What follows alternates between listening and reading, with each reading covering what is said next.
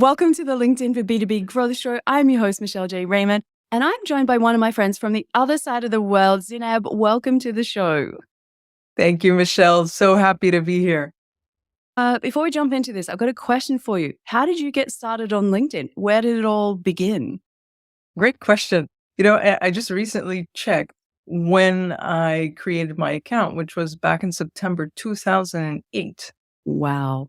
That is a long time ago. Now, it took me light years to get to where I'm at today and use it the way I use it today. And it was right before COVID hit. End of 2019, I started to take it a little more seriously. And then when COVID did hit and they announced the confinement, I was living in Barcelona at the time. That same week, I lost 80% of my business, of my revenue. And so I freaked out for a few days and then I was like, okay, let's go. What's the one thing that I know? LinkedIn. Let's turn to LinkedIn and figure things out. And made loads of mistakes and ups and downs. So that's basically it in a nutshell.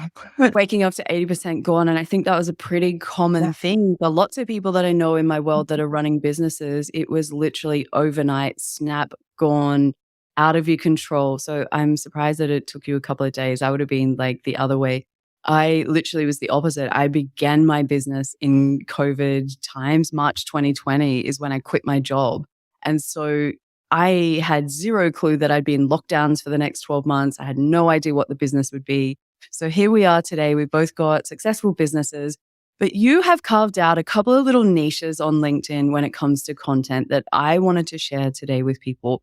I wanted to also talk about your commenting game because it is super strong and you are one of the best and most frequent commenters in my network. We don't have time to talk about that, but I just want to acknowledge you for the amount of effort that you put in to support so many people around the world. And I think that's a big part of your success. We're going to talk about a couple of other little bits that people can learn from as well. Another question for you. Are we talking today about GIFs, GIFs, like how do I call them? You're the expert. That's going to be either a discussion or a never-ending argument. I call them GIFs. The most common tool, I pronounce it giphy.com. For people who don't know what they are, can you just give us a quick overview of what a GIF is? Let me just tell you real quick. My mom last week, I told her about a group training I had done on GIFs. And she's like, what are GIFs? And I was like, wow, that's amazing. So the thing is that she uses them all the time on WhatsApp, right? She just didn't know that they were called GIFs to begin with. So they're basically just like videos, except that they loop on autoplay. It's the simplest way to explain them. They're all those fun things that you see when you're looking for a short clip video to explain the words that you want to say, but have these brilliant pictures bring it to life. That is your absolute A game. You are the absolute best at finding these short clip videos that just nail it. So this is why I've got you on today. When we talk about content, Zineb, what kind of content gets people pumped to do business with you? Tell me, what's the secret sauce? First of all, it's in the t-shirts. I don't know if you can see that. I'm not for everyone. I love it. I'm not for everyone, which is one of the biggest lessons for me in marketing. And I've baked that into a lot of the work that I do. So I am not for everyone. That's one of the first steps, which is making sure that your content filters out people. GIFs do that too, and we can talk about that later. In your content, you infuse it with, I'm not a big fan of being private, just personal. When you infuse it with the personal stuff, it's you, then some people are going to connect with your way of doing things, your energy. It really isn't rocket science, right? We just have to accept that some people won't connect with us, right? And that's the biggest lesson. So if we infuse that and we just literally just focus on those with whom we have this fit and they bring us the most joy, and we just focus on those and learn from those as much as possible, talk about where they were before in that type of content, not making it generic. And stop me. I can go on and on. But no, I want you to go on and on because I think it's really important because I went through it just like everybody else. When I first set up my business, I thought, if I'm going to be a LinkedIn trainer, I have to look and sound and come across like a LinkedIn trainer. I looked at everybody around the globe and it was very formal and very, LinkedIn does this and LinkedIn does that. And off I went, and I got to the end of my first year. And whilst it was successful on paper, I was like, I don't think I signed up for this. There's something missing, what's going on? And I was like, I know what's missing. It's me. I care about people. I have a huge heart. I'm completely authentic. That's my superpower. And where did I leave it? In the cupboard. I didn't bring it out. I just went, oh, I can't be empathetic and a LinkedIn trainer because God forbid someone would look at me and take away my credibility because of that. So I love that you've raised you're not for everyone, and people should buy the t-shirt from your website as well. Maven's merch, we'll throw that one in because I love the t-shirts and everything that you've got. So we're getting these people excited. We're attracting the right ones. I got to ask you, GIFs. Are they actually for business? Can businesses use them? Are there age groups that should be using them, not using them, or are they for everybody? Because I've heard pros and cons on both, but I'd love to hear what you have to say. Yeah, great question. Love the question. So let me just start with one of the recent conversations with someone who they call her the GIF queen on WhatsApp and Slack, right? So she has embraced that medium. She's even known for that outside of work and in work. But when it comes to LinkedIn, she doesn't dare. She feels like, is it unprofessional? Is it not? This is the case with many people, right? So they've embraced the medium. It makes sense on WhatsApp. It makes sense on Slack. But when it comes to LinkedIn, it's like, no, what are they going to think? So there's definitely that. But I just want to say that GIFs are just another tool. They're another medium. I think of it the same way as a carousel, for example, right? So it's this medium. What are you putting in there? It's your message. It's supposed to amplify you, your message, your brand. Use that. In the comments section, we tend to forget that in the comments section, there's a lot of competition, right? Either people are looking forward to hearing from you or your content really pops, right? For them to stop scrolling. But in the comments section, it's even worse. You have all these comments. How do you stand out? Now you can stand out for several reasons. If you commented, Michelle, because you're one of my favorite creators, you already stand out for being you, right? But I know you and I enjoy your content. So I'm eager to hear from you. But if not, all the comments look exactly the same. Emojis are the same. Yet some people don't feel like it fits with their style, and that's perfectly fine. Some people overdo it, right? Some people don't like emojis. It's the same thing. GIFs just allow you to pop even more in the comments, for example, in addition to being a vehicle for your message. I love that you said that because I've never really thought about how much they amplify your comment, because you're right, to the naked eye, when you've got 50 odd comments that are all text, we've all got the same little photo, the same little headline. There's nothing else that we can do to distinguish it. In my experience, you're right. Not many people use images or anything different.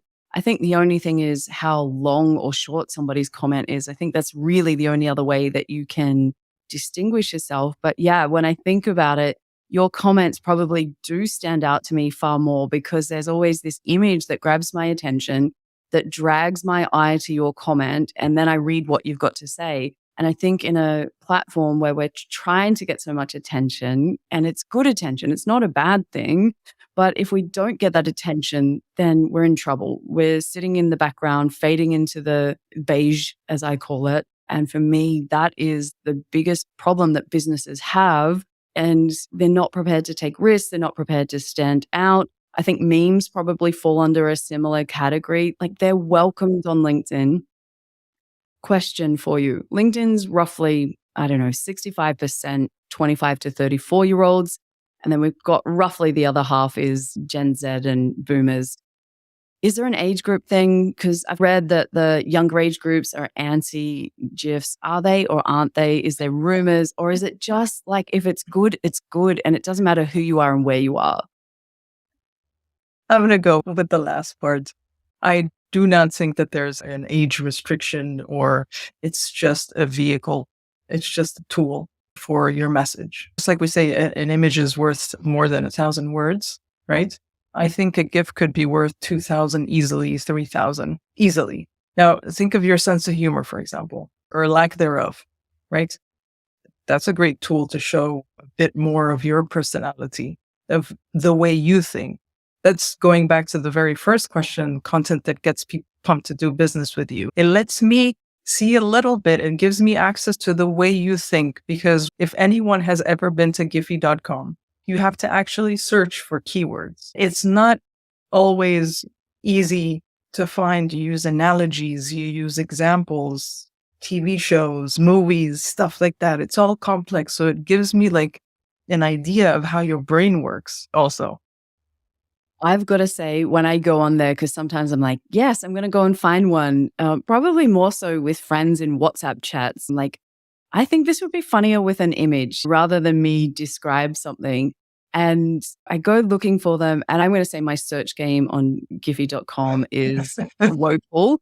Probably have a bit of work to do. I'll take your course and see if I can get better at that and make my own even, because that's something that you also do, which I want to ask you. What's the benefits of making your own? Because you've even created a course based on this to help other people do it, which I'm excited to take a look at. But I can see that it's that other association with my words, with my picture, and just, again, standing out. So what made you go down that path? Oh, I even called myself a GIF strategist, and it's in my headline, and people always make reference to that in the DMs. And I'm like, fantastic, because they're surprised, right? They're like, oh, I've never met a GIF strategist, or I didn't even know that existed, type of thing. So it starts conversations.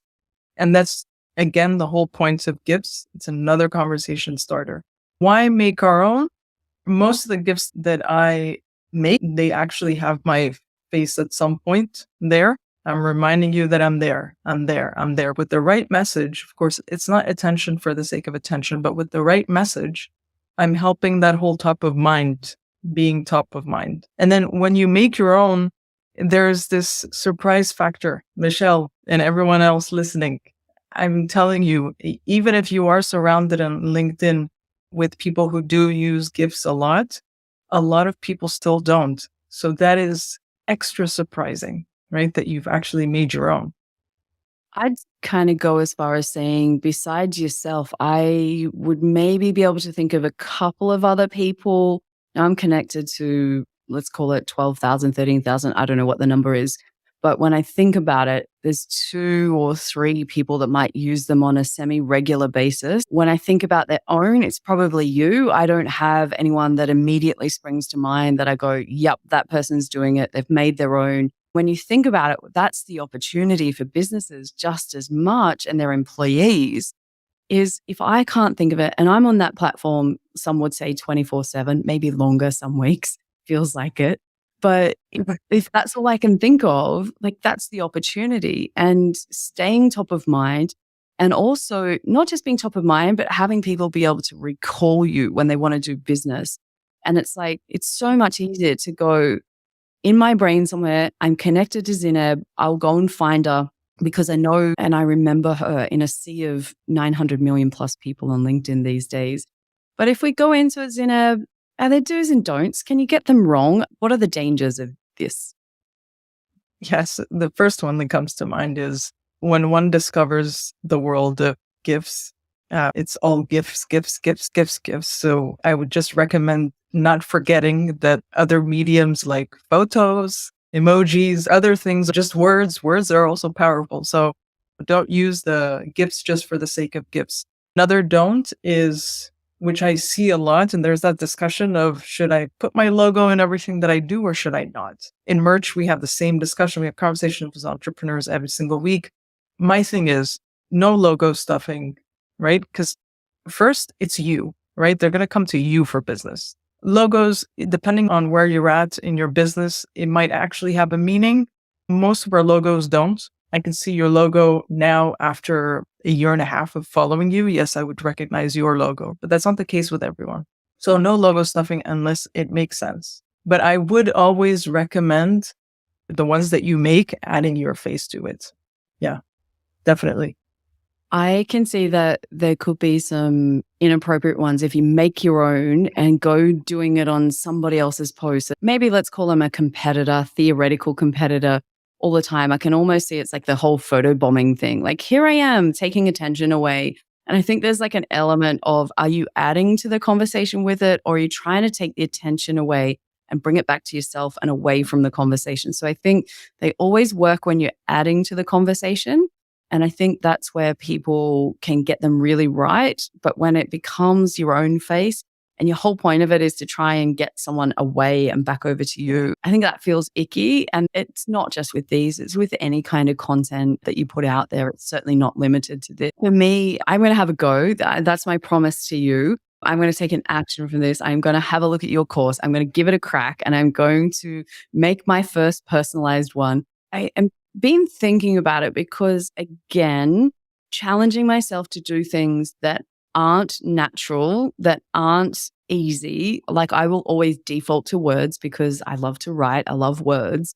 But I think there's an element of, if you keep using the same tricks over and over and over again forever, you end up back in that sea of beige. And so for me, I'm going to give it a crack. That's my promise. It's out here on the podcast, that by the time this releases, I'm going to make sure that I have created one for you. I'm not sure which one it's going to be, but I promise you I'll do one. I want to work on another type of content that you do, which I think you're brilliant at.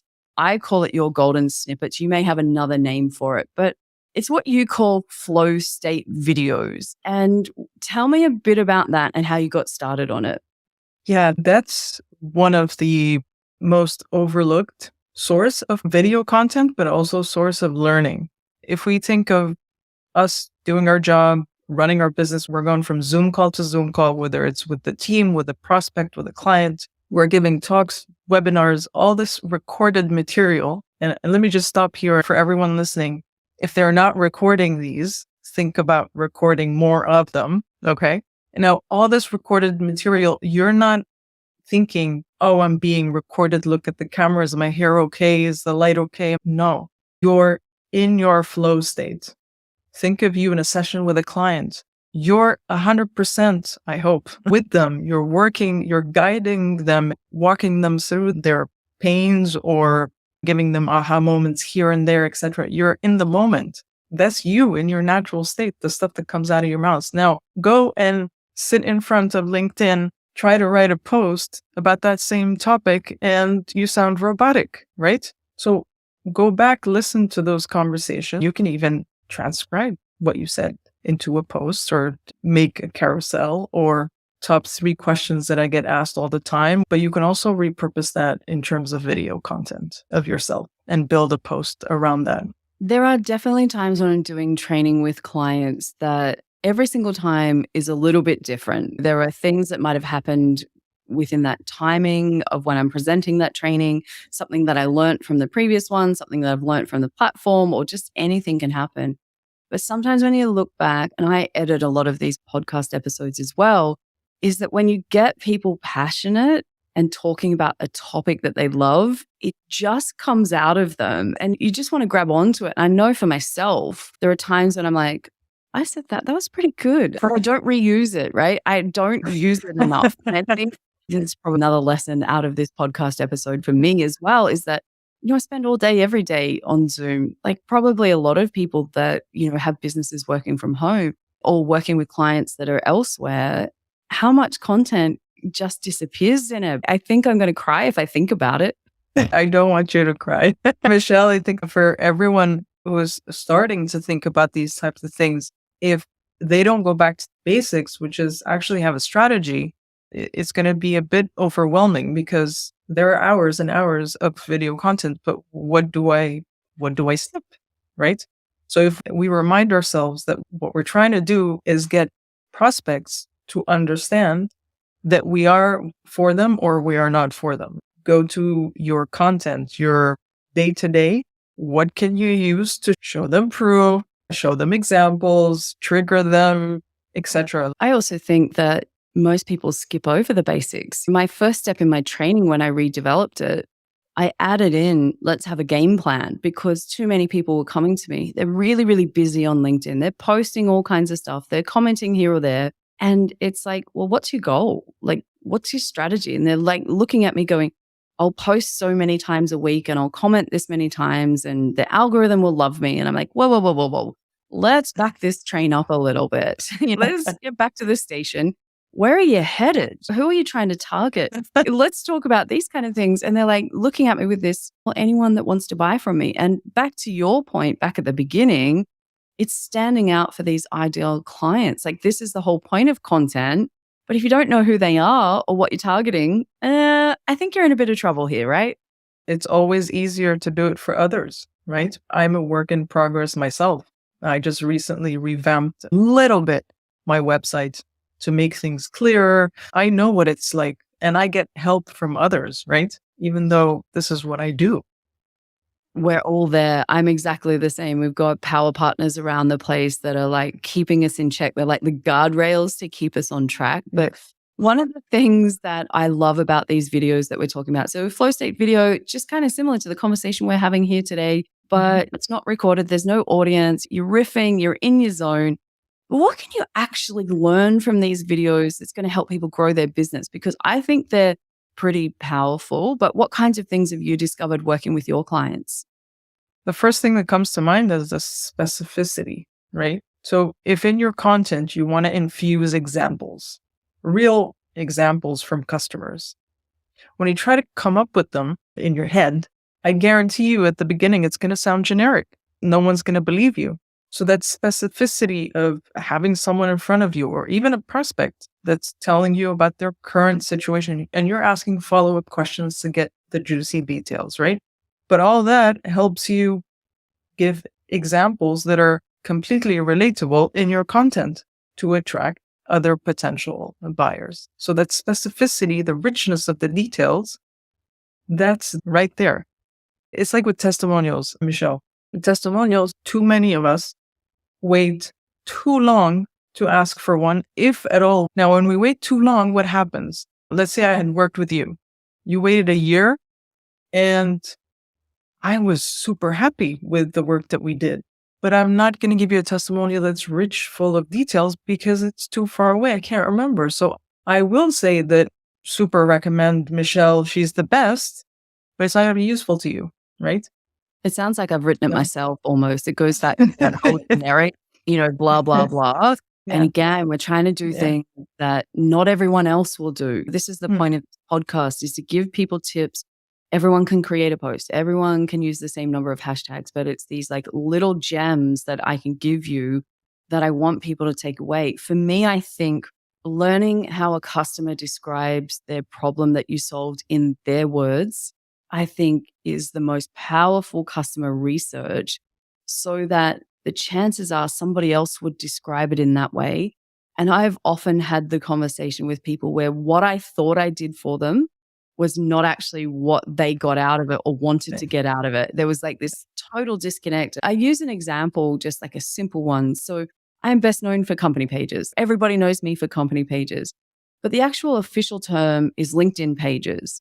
And depending if you've come from Facebook or some parts of the world, especially India, they call them business pages. Now, back in the very beginning, when I was trying to be my LinkedIn trainer version of myself, I was calling them LinkedIn pages because that's the right term, right? But everyone else is kind of going, what do you mean? Like, what's a LinkedIn page? Because that's not how they called it, described it, used it in everyday language.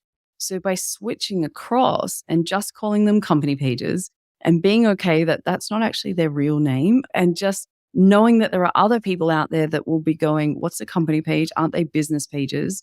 But getting those words right just opened up a whole new audience for me and took away confusion, which again, I think is the other point of our content, to make it really clear for people what we do, how we help them, and how they can do business with us, right? Anything else that you found from doing these videos that might surprise people to learn? Apart from the fact that it can be a little excruciating to listen to yourself at the beginning, that's a big one. And if you can power through that, then fantastic. That's actually brilliant, because when I first started editing the podcast, I know exactly what you were saying. I was like, oh my God, I hate my voice. Why would anyone want to listen to my voice? So shout out to all the listeners of the podcast who do listen to my voice. Because there was a point where I was like, Zineb, I was like, I'm not doing this anymore. Why would you want to listen to me? My secret is I had to get out of my own head and start thinking about who I wanted to help. And every time I kept thinking about them, it got me out of my own head, thank God, because here we are today, almost a year in of episodes. It's those little things that stop us, right? It's not always the big things. It's not the tech. It's not the whatever. It's our little heads that get in the way. Yeah, and I love what you just said about you reminded yourself why you were doing this. I think we all need that reminder. I do too. When we start thinking, oh, the hair, the voice, no, it's the timing, what are they going to think, etc. We need to reconnect with that fire. Like, how deeply do we want to help the people that we want to help? And it instantly works for me. And I'm like, okay, let's go. Let's do this. Okay. Yeah, game on, right? So I love to wrap these shows up with an actionable tip for the audience. So we've covered a few different areas today with the GIFs, GIFs, Jiffies. We've called it all three things, depending where you are in the world listening to this. But we've also covered the flow state videos. And I know that's a lot of ground, but if you had to give people one actionable tip, what would it be? We've slightly touched on it, to not do marketing in the dark. What I mean by that is putting stuff out there and not asking for feedback. How do people describe you? How do people talk about you? How do people refer you? I think one big piece of advice is in business, never take a compliment and shut up. I think too many of us stop with the compliment because we're afraid not to hear the good stuff. We're afraid to hear the bad stuff also. But it's bad stuff is the one where we can grow the most. And people aren't necessarily doing it to try and bring us down. They're genuinely trying to help. And if you take this advice that way, I think it's just brilliant. I wanted to end this show by saying thank you so much. You are the gift that keeps giving. Ha ha ha, pun. Nice work. Oh, that's brilliant.